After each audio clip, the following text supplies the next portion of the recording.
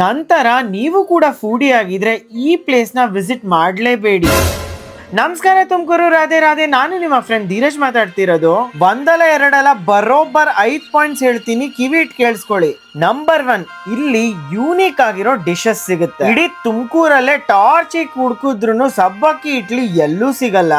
ಅದ್ರಲ್ಲೂ dry fruits ಹಾಕಿರೋದ್ ನೋಡಿ ನಂಗಂತೂ ಶಾಕೇ ಆಗ್ಬಿಡ್ತು. Point number 2, taste. ತುಪ್ಪ ಸುರಿಯೋದ್ರಿಂದ ಹಿಡಿದು ಟೇಸ್ಟ್ ವರ್ಗು ತುಮಕೂರಿನ MTR, ಬೆಂಗಳೂರಿನ ರಾಮೇಶ್ವರಂ ಕೆಫೆ ಎರಡಕ್ಕೂ ನೆಕ್ ಟು ನೆಕ್ ಕಾಂಪಿಟೇಷನ್ ಕೊಡುತ್ತೆ. ಟೇಸ್ಟಿಗೆ ಪಕ್ಕ ಫಿದಾ ಆಗ್ತೀರಾ. Point number 3, eco friendly.